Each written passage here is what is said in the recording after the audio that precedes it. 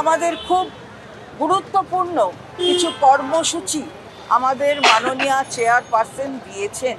এটা হচ্ছে জেলায় জেলায় জেলায় জেলায় তৃণমূল কংগ্রেসের ইতিহাস, সেই ইতিহাস নিয়ে কিন্তু আমাদের কর্মীদের আরও অবহিত করতে হবে। তারা সেই ইতিহাস জানবেন এবং মানুষের কাছে পৌঁছবেন। তৃণমূল কংগ্রেসের ইতিহাস এটা এমনি এমনি হঠাৎ ৯৮ সালে তৈরি হয়েছে তা নয়।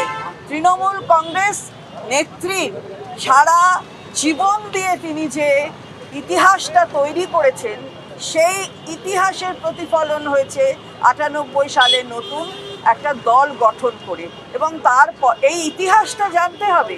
অনেকে নবীন প্রজন্মের যারা রয়েছেন তারা হয়তো সেই ইতিহাসটা অনেক সময় তাদের গোচরে থাকে না। তো সেইগুলো যাতে আরও বেশি তাদের কাছে পৌঁছে দেওয়া যায়, তাদের মাধ্যমে এবং অন্যদের সকলের যারা অভিজ্ঞ তাদেরও মাধ্যমে মানুষের কাছে পৌঁছয়, সেদিকে জেলায় জেলায় নজর রাখতে বলা হয়েছে। এবারে মহিলাদের প্রতি যে নির্যাতনের জন্য আপনারা জানেন যে বিধানসভায় অপরাজিতা বিল, সেই বিলটি পাশ হয়েছে, কিন্তু এখনও সেটা আইনের পূর্ণ আকার ধারণ করেনি। আমরা তীব্রভাবে চাইছি যে এই আইনটা তৈরি হয়ে আইনটা বলবৎ হোক, কারণ এটা হচ্ছে মহিলাদের সুরক্ষার জন্য এই আইনটা অত্যন্ত প্রয়োজন, যে কারণে বাংলার বিধানসভা থেকে এটা পাস হয়েছিল। এর জন্য তৃণমূল মহিলা কংগ্রেস তারা ৩০ তারিখ অর্থাৎ ৩০শে নভেম্বর বেলা ২টো থেকে ৪টে ব্লকে ব্লকে অপরাজিতা বিলের এই আইনের তাকে পরিণত করার জন্য তারা মিছিল করবে। ৩০শে নভেম্বর তারা মিছিল করবে ২টো থেকে ৪টে, এবং তারপরের দিনও ১লা ডিসেম্বর তারা জায়গায় জায়গায় ওই ২টো থেকে ৪টেই এই জায়গাগুলোতেই যেখানে মিছিল হয়েছে তাদের জেলার অন্যত্র ব্লকগুলো, অন্য ব্লকের অন্য জায়গায়, সব ব্লকেতে তারা ধর্ণা করবেন, মিটিং করবেন।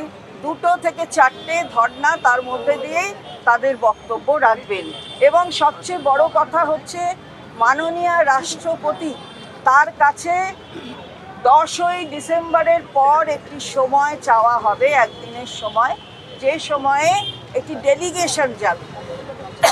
একটা ১৫ জনের মহিলা ডেলিগেশন যাবে মাননীয় রাষ্ট্রপতির কাছে, যার মধ্যে ৫ জন মহিলা এমএলএ মিনিস্টার থাকবেন এবং ১০ জন মহিলা এমপি থাকবে। এই ১৫ জনের ডেলিগেশন মাননীয় রাষ্ট্রপতির কাছে যাবে। তার জন্য ১০ই ডিসেম্বরের পরে একটা সময় চাওয়া হবে। এটা যেমন প্রথম পর্যায়ের একটি কর্মসূচি, সে কথা বলেছেন মাননীয় নেত্রী আমাদের, এবং এই বৈঠকে সিদ্ধান্ত হয়েছে।